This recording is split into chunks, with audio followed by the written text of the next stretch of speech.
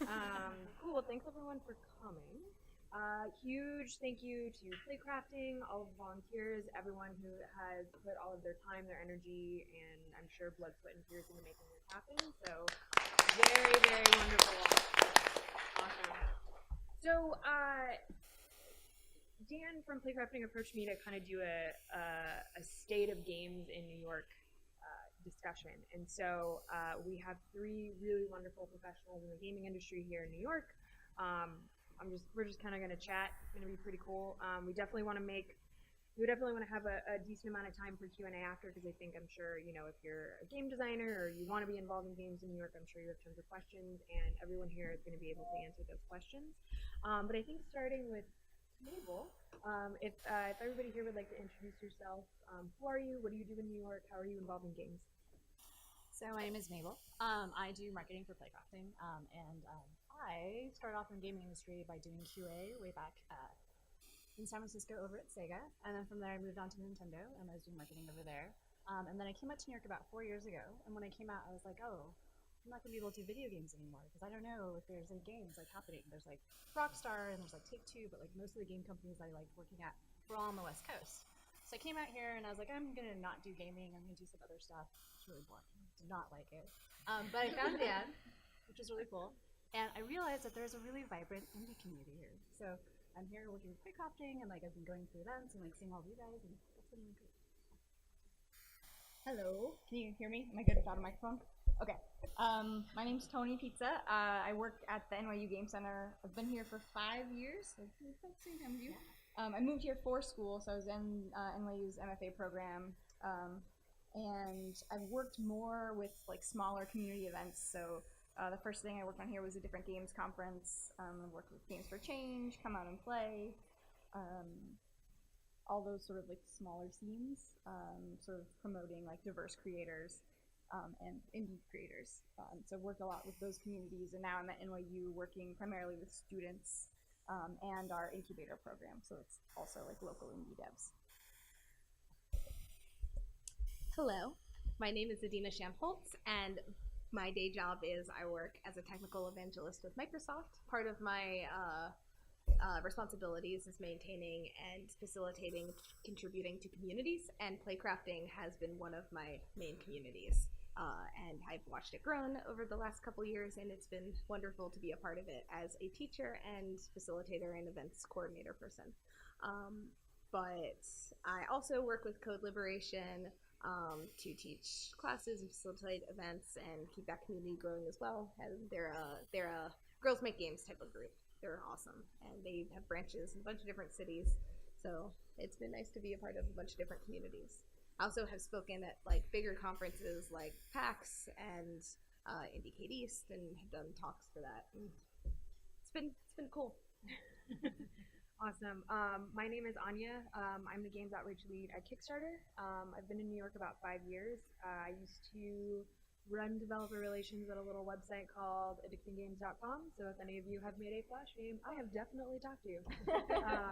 There's some wild stories of the Wild West of Flash days. So that might be a discussion for another day. You should definitely do a panel on that. It was pretty wild. John Cooney from Kong did one, and he quoted me, and I was like, oh my gosh, I feel very famous right now. It's very weird. So I got my start in Flash, just doing developer relations. I was like, this games thing is super weird, and there's a lot of money in it, and I don't understand that combination, but okay. Nickelodeon was owned. Addicting Games was owned by Nickelodeon, so I worked at Nickelodeon for about 7.5 years in a lot of different facets. I've done development, I've done marketing, I've done weird social media things. I modeled for a game once, which was super awkward. So there are some very funny photos of me on the internet somewhere that I hope will never be released. And so after about 7.5 years at Nick, I was like, I kind of want to try something different. I've always been heavily involved in this indie community that I think we definitely want to touch on a little bit later in the panel. And so this job opportunity with Kickstarter came along. I applied thinking there's no way I'm going to get this job, and I've been at Kickstarter for just over 1.5 years, and I absolutely love it. This is the best job that I've ever had. It allows me to do this. It allows me to work with indie creators, and I don't have a lot of people yelling at me anymore, so that's pretty cool. So I think one of the things that is really interesting about New York is, number one, I think when people say, you know, we as New Yorkers, I still don't know if I can call myself that, although I did hit someone on the subway once, so I feel like that's how you know you're a New Yorker. She wouldn't get out of my way, so I smacked her with my saxophone case. Like, I'm sorry, but like, I'm trying to leave the subway. So, but I think this idea of like, oh, I didn't know there was that in New York, right? Like, I know for Kickstarter, at least, everyone thinks we're in San Francisco. So, what are some differences between communities like San Francisco, Seattle, Austin, where Phil Fish is now? It was kind of wild, and even places like Boston, or even internationally like Japan or Berlin. Like, what have we kind of all experienced? If we're all sort of consistently going out and talking to these different communities. You live there. You get to go first. So I guess it's been really different for me in terms of when I'm looking at gaming. I came from a very corporate side of gaming. I was working in QA, and then I switched over to marketing, which is not the usual route. I think most people end up going into the production side. And so for that, I was working with a lot of different Japanese companies, and with that, there's a lot of calling back to what's happening at the Japanese parent company. So a lot of what you're doing is very it's very corporate in that sense. And then coming out to New York, it was just great because, well, I was like, oh, there's no gaming out here that I know of, like right off the top of my head. And I think of like the big game companies. I was thinking of the ones over on the West Coast, but I was like, what am I going to be doing out here? Someone's like, you should talk to Dan at Playcrafting. And so like we had a coffee. He was like, oh my god, I almost like delayed this coffee because I'm about to go to E3. I don't know if I should go to E3. And I was like, yes, you should go to E3. And it was just great because, and this industry is so great because everyone who's in gaming loves gaming. Like, if you were in it for the money, you would be in some other industry, right? So if you want to be doing gaming, you really definitely have a passion. And the other great thing is that people who are doing gaming also want to see what everyone else around them is doing. So I just love how open, in general, the gaming community is to that. And then in New York, with all the indie devs who are like really trying to make it happen here, it's like you have to be scrappy, you have to hustle to be in New York. And then you're also doing something that you love. Like, having that intersection, I think, is amazing. And seeing all these people here in New York who are studying gaming, who are like learning to code, who are like trying to figure out how to design things and put together dialogue and stuff to make something themselves, that's pretty awesome. And community is pretty awesome for that. Yeah, I've only done games in New York, so I haven't like lived or worked elsewhere. But I have worked closely with some folks in Toronto. There's Bento Miso and Dames Making Games. They're two sort of really neat collectives. And I think the main difference between like here and there, so they're also very like arts focused. But a big difference is that they have tons of funding, like governmentally. So like lots of folks will get grants to make their games, whereas here, yeah, you'll see like it's much scrappier, and people are like teaching and doing freelance work and having other like full-time jobs while they're creating their games. And so I think one thing that is great about Canada, they have like arts funding, so that's awesome. I would love to see more of that here, and I think we're starting to see that a little bit more. New York State right now has a grant for like three universities around the state. So the state is pushing to get games sort of more like tax credits and more like press and media for like games in the area. So I think there's some hope, but I think Canada's got us on arts funding and games. Oh yeah, On a lot of things, if we're gonna be honest. Yeah, totally. But we do have great communities. Lots of different places, like everything from baby castles to playcrafting to like universities. So like Microsoft hosts lots of events. So I think there are a lot of opportunities. I think we just have a little bit of growing to do to make it sort of more sustainable for a larger number of people, especially the smaller companies. I should make this clear. I realized I didn't in my intro. Though I work for Microsoft, I have absolutely no connection with Xbox. Like, not even a little. They like effectively run as their own separate entity, and they don't need my evangelism, which is fine. So basically, the way that I operate is I'm like an employed indie developer. It's really nice. But, it means that I spread my time around doing other things. So most of my experience since I've only lived in New York has been with communities, fostering communities and going to different things. One of the most interesting things I've seen is through the eyes of the queer games community, and actually just various minority groups as well. It's funny because although they get the most, this is a family-friendly event, poop in the industry, just as professionals, but also as gamers themselves, it's really interesting to see how tightly knit the community is and how much they help each other and how much they help everyone grows. So like huge shout outs to groups or events like GamerX and Game Devs of Color, of which I've now like met the organizers and I know the inner workings, and or I help facilitate personally with like the GamerX group to help each other and help them grow in all the cities. So it's not just in San Francisco. We've worked to bring GamerX East over here, and Game Devs of Color was just a couple months ago, weeks ago. What's time? What is time? And these groups help each other, help the communities grow a lot. So even though not everyone has all the funding, you have the community and you have the support and you have the play testing and you have all the love that keeps you sustained in the industry that's sometimes trying to get you down. Yeah, I think the interesting thing, like now that I'm just sort of hearing everyone talk too, just about other communities, like you have places like Glitch City in Los Angeles. I feel like Baby Castles is similar, but Glitch City is just kind of run a little differently. Is anybody here familiar with Glitch City? A couple people? Okay, cool. Yeah, it's really an incredible organization. To shift topics a little bit, Toni, I'm really kind of curious to know from like the NYU Game Center perspective. You're talking about funding. Like, I think we all kind of know what the challenges of funding are, and as someone who works in like a funding space-ish, for students in particular, and for people that are like just kind of getting started, that maybe if you're 18 or if you're 108 and you want to get involved in games, like education is education, it's not a big deal. But what are some? Well, please say me again. What are some of the challenges that like first-time students or first-time people getting involved in games? What are the challenges of doing that in New York? There are many challenges. I think funding is always a huge one. That's like, even if you're a larger company or like a mid-sized indie company here, I think funding is still a huge problem. I don't know that I necessarily have the answer, or NYU has the answer to that.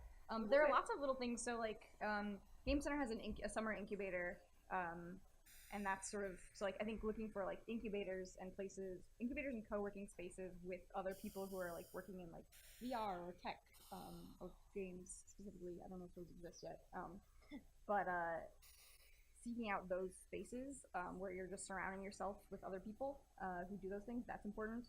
Well, VR Lab's about to spring up. Yeah.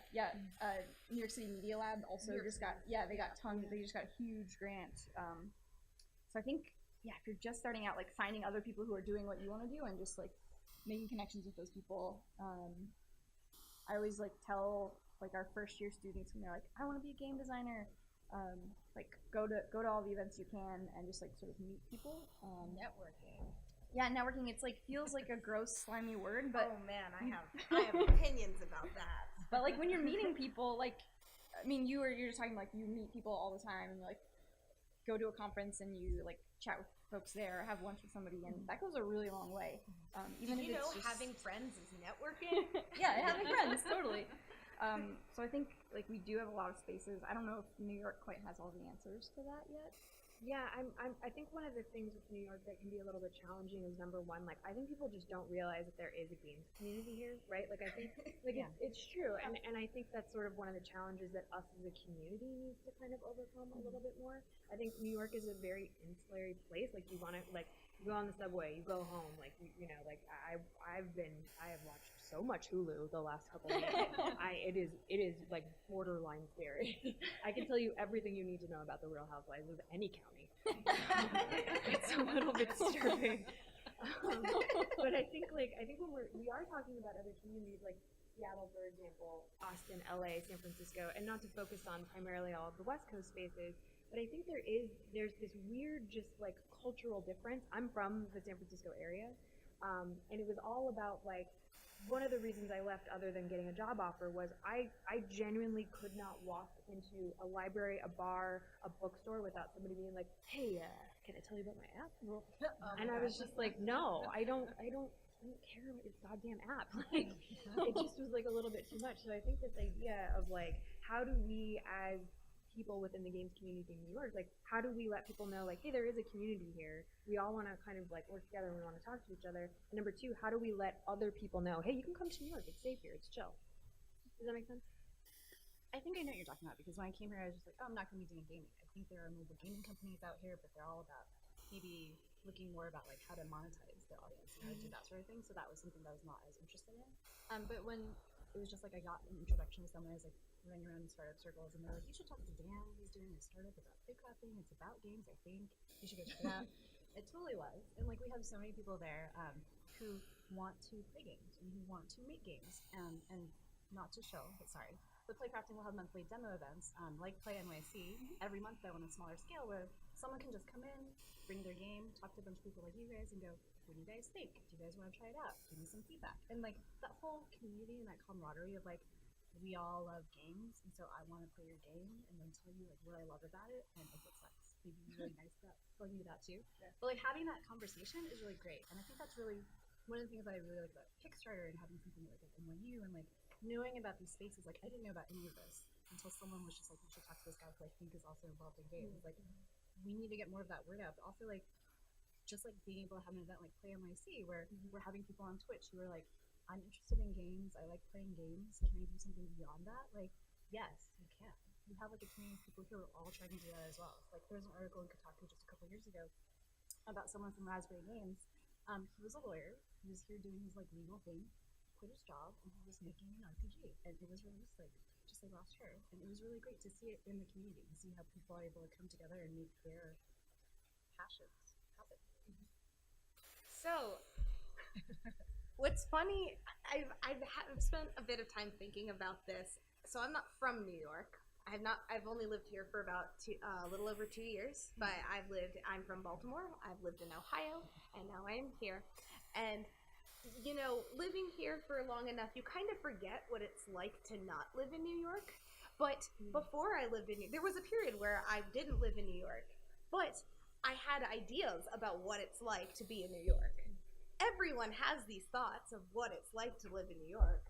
And at a certain point you have to ask, well, why did I know that? Why did I have these preconceived notions of what it's like to live in this specific city? I don't have these notions about Austin unless I've talked to people who have lived there. But with New York, it's different. With New York, we have media that tells us what it's like to live life as a New Yorker in some way or another. And I think it's like a combination of media and I think, no, it's actually really just mostly media that you consume that gives you these thoughts, like watching the movies or the TV shows that are set here, like you have ideas. And sometimes the thoughts you have are so true. Oh, man, do not talk to me while I am walking down the street. Like, I will just, me, New Yorker, just, I have a place to go and I'm walking here. Like, those 2 rules. But this mentality in this life is, like, it has truth. Just because it's such a bustling city, we have places to go and things to do. But there's like a bunch of truths, like you can find everything in New York. That's so true. I was just talking to a friend today, literally today, like, wow, there's so much going on here. Who knew they had X, Y, and Z? I was specifically talking about circus. Like, yeah, like that you didn't expect that. And then we were just talking about roller derby. It's just like you can find everything here. So it's natural that you would also find games here, like duh.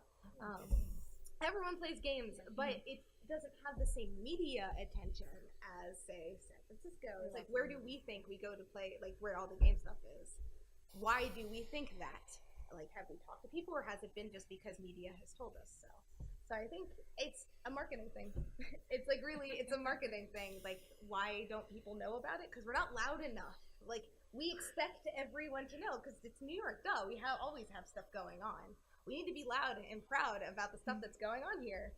Like, NYU is an institution, and so like everyone knows the NYU name because it's New But no York one knows University. that games are happening there. Right. Yeah. So we just gotta be loud and proud about it. That's how people will know. Do you think with Microsoft being such a force in New York, how do you see that potentially? How do you see just Microsoft as like a influential company? Do you see them being a little bit louder, or do you think it's going to kind of be down to the individuals at Microsoft and the individuals like us kind of going out and saying, hey, actually, this is a cool thing that's happening in New York? I think that's an interesting question. Just because it's that question has so many facets to it. So specifically in New York, like, where is it? Does anyone know where Microsoft is based? Seattle. That's right. I heard someone shout it. Thank you for shouting. I love how you all raised your hands.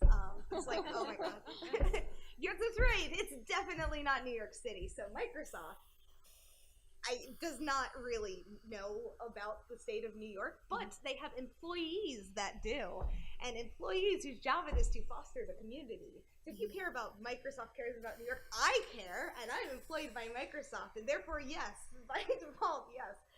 You have people who like really want people to know about like the stuff that's going on here. I mention it all the time, any chance that I get, anytime it's relevant, that like here's what's going on here, because I'm considered out in the field because I am out in this field that is New York is considered the field. It's not Seattle. So yes, we love getting eyes on our communities, and we don't just like, as much as I love to talk about playcrafting, it's not just playcrafting. It's also I sponsor NYVR and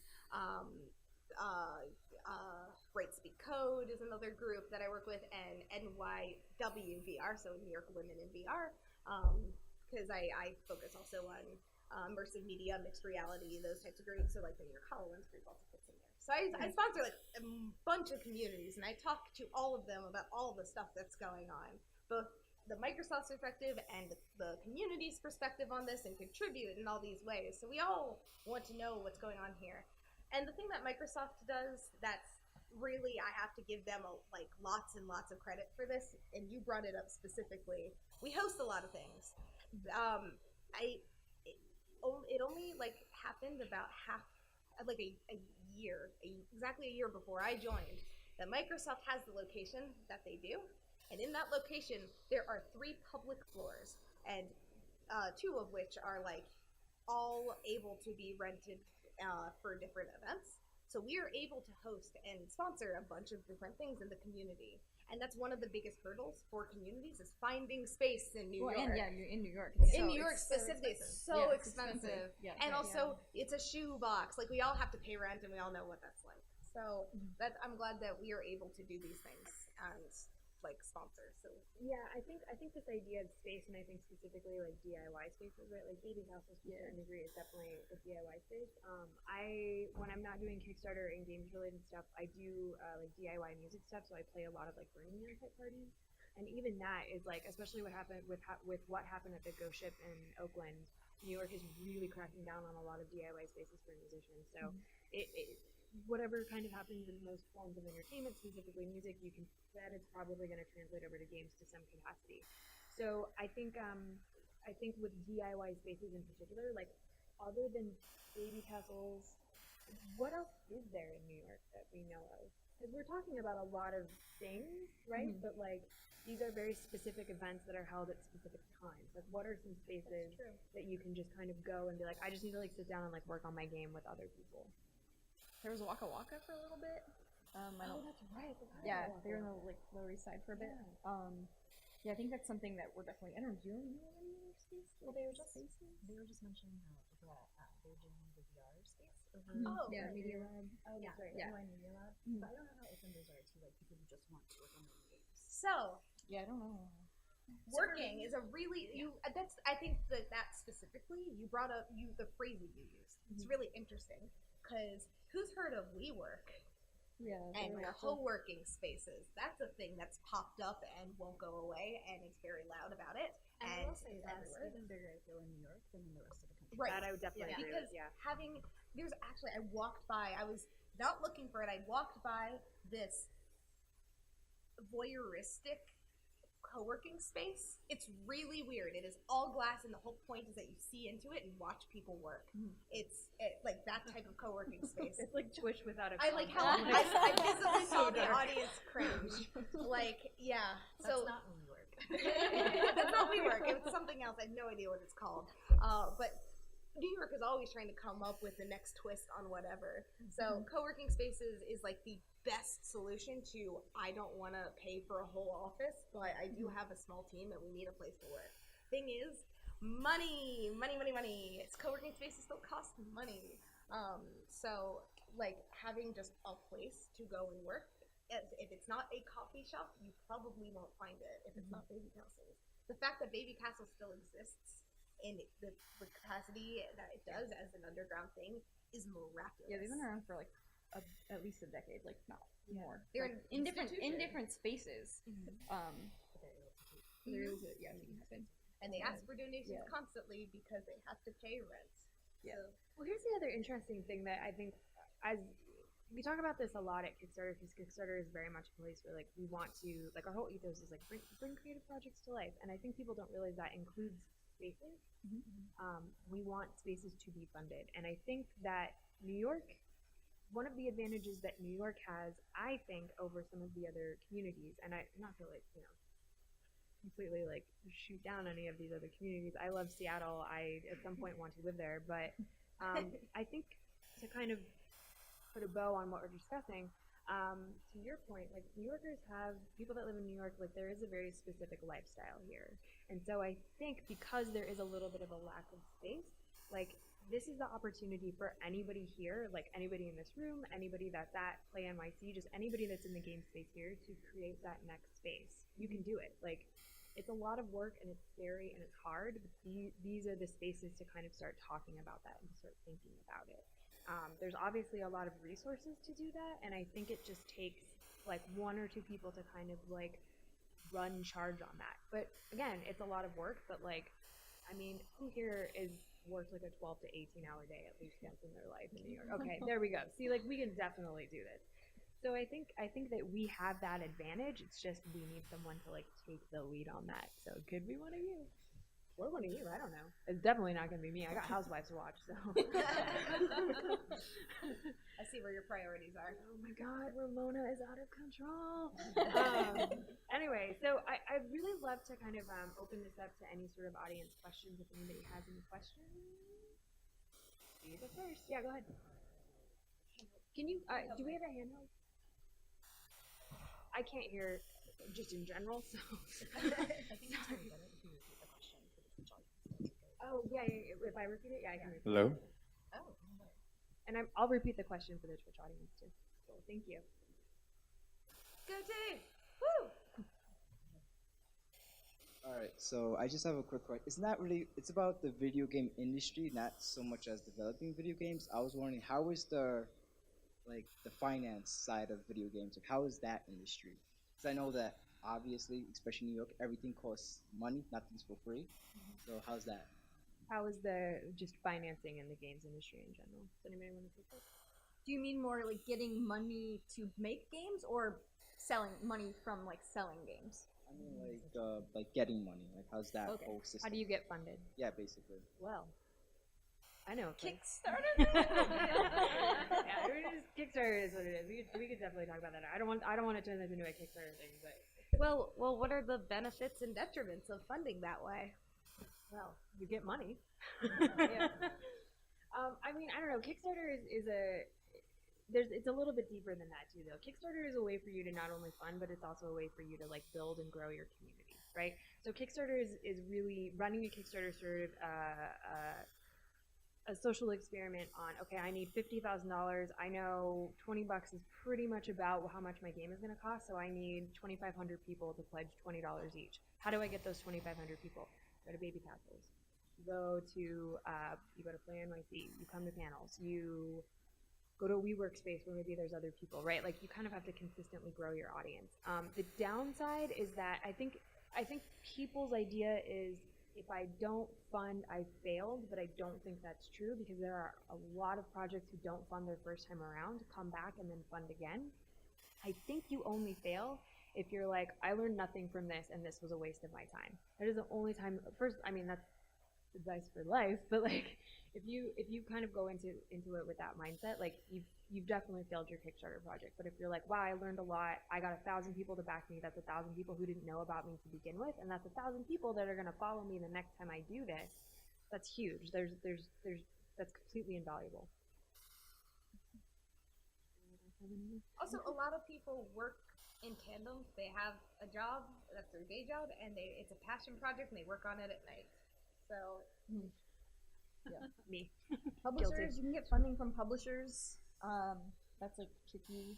You have to work for that. Just like, I mean, any way you're getting money, you're going to be working for it. So publishers are an option. Self-publishing and like seeing how it goes. If you have like a good like online community or local community, that can sort of be semi-successful, I think. There's also like you can go like the investor route. There's pros and cons with that. There's challenges with that. I think that is more of like a West Coast, like Silicon Valley way of doing it. I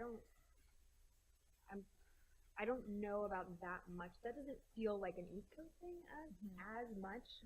I think because tech is growing so significantly in New York, I think it's becoming a lot more common. The senator who spoke before us. Unfortunately, I don't think any of us were able to go to his panel, but he was talking about. I caught like bits and pieces of it, but he was talking about funding options. So you actually mentioned maybe doing tax credits. There we go. In terms like, they've been trying to pass it for several years though. Oh, okay. Well, like in terms of the basics for the film industry, like in 2005, they started funding people who are starting their film businesses or like filming in New York. So you see like the Made in New York on the subway ads and things like that. They're trying to funnel some money more towards that, and with gaming being where it is. So gaming is much more. This is my opinion. Gaming is much more. Like when I first started going into gaming, my parents didn't let me have a console. That was part of the discussion they had before. Don't do video games. And then I ended up working in video games, so not really. Me too. They were banned. Cartoons and video games were banned in my household, so I went to work for Nickelodeon and I work in video games. So right? I also wasn't allowed to have a console. And then I ended up working in video games, and I really think like the great thing about just the general video game industry back then, when it was coming up, like everyone was excited, everyone was like doing a lot of things, and like there was a lot of money there. But then you also look at New York right now in entertainment, it's harder because we're seeing like franchises across everything. Everyone's like trying to go the safer route. They have all these AAA titles that are coming out. They're going with the things that will really bring in the money from there.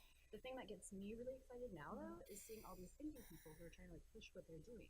And they're getting traction because they're finding people through Kickstarter, where they're doing like Steam Greenlight, and they're like doing a lot of things to find their audience.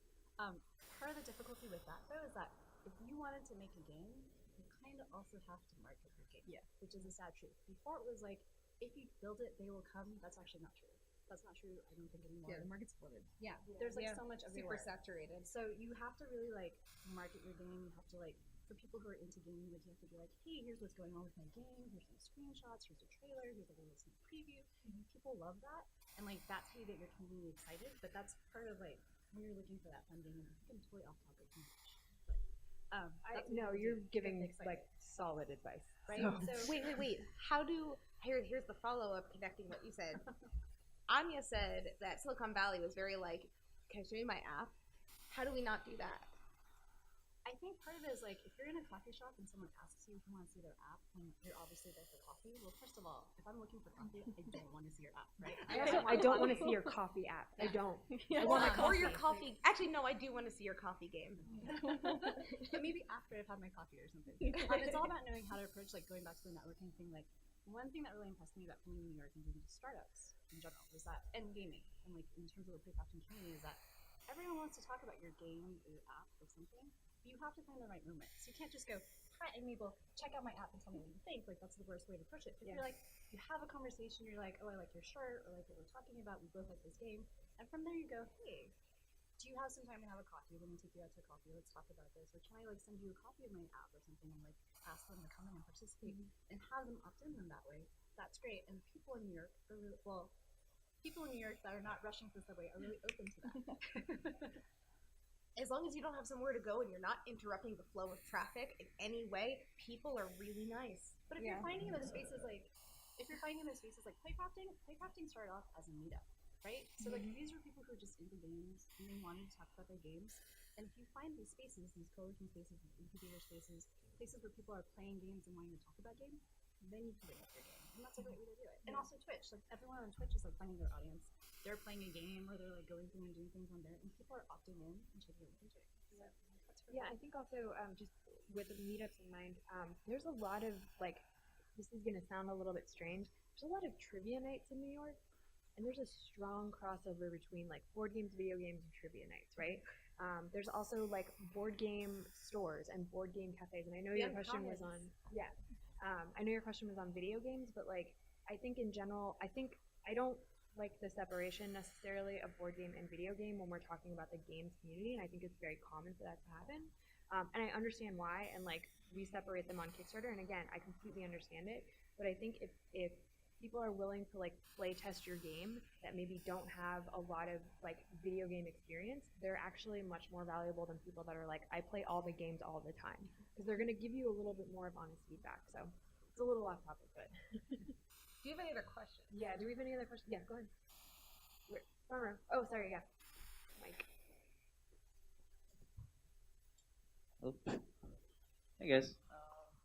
So the question is, so being an aspiring developer myself, I would like to go out into the community and show my game off, but there are business logistics behind it also because I want to sell my game eventually.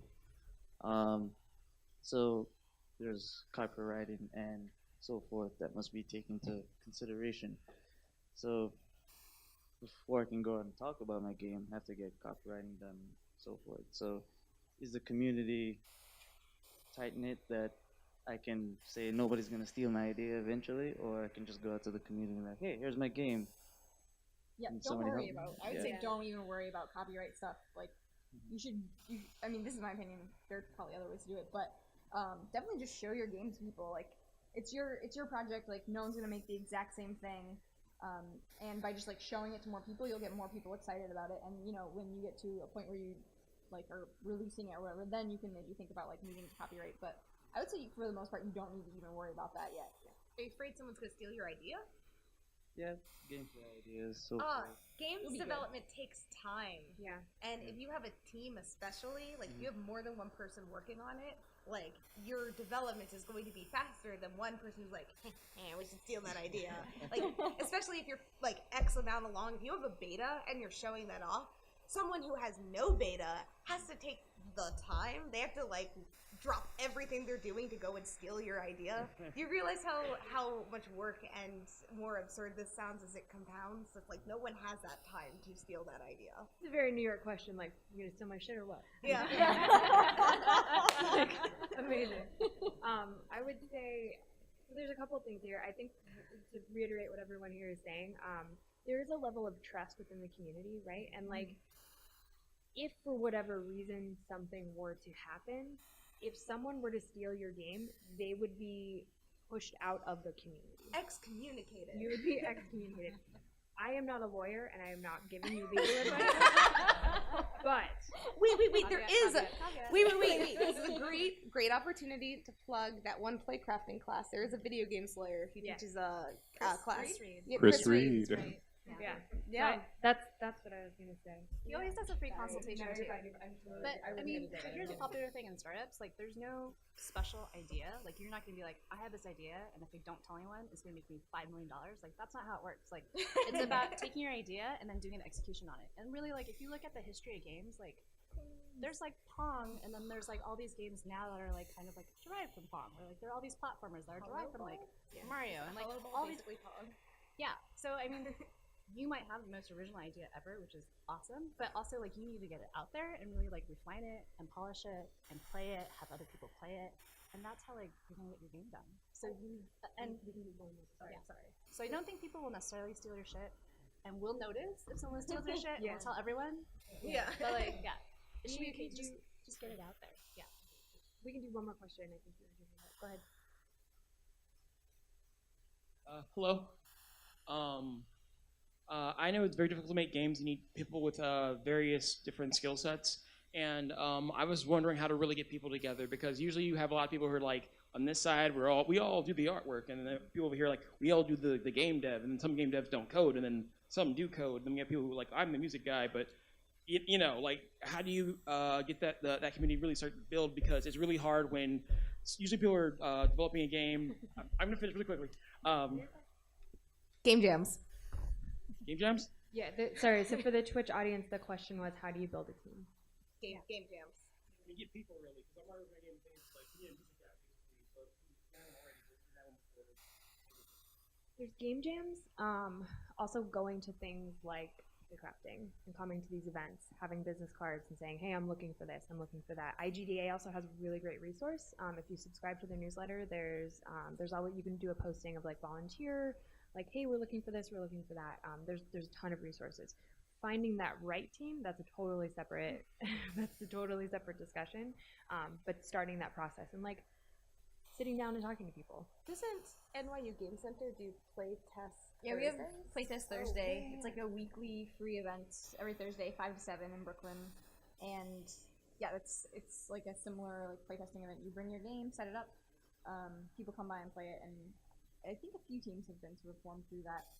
I think it's just like asking around, like, chatting with people, or like if you see a team that already exists, just jumping on board and like helping them out, and then like switch every few months or whatever. Like, okay, now we're gonna focus on this project. Awesome.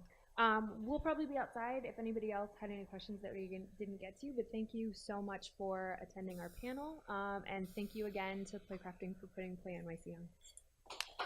Oh, and thank you to our panelists. And also, if you didn't get to ask a question, you want to talk to people, everyone, if you have a pass, you can come. There's a after party tonight on the rooftop at Terminal 5. What? It's a good place for a party. Yeah, I You didn't know that? It was in an email from me. I didn't. No? I actually had no idea. Wait, what time?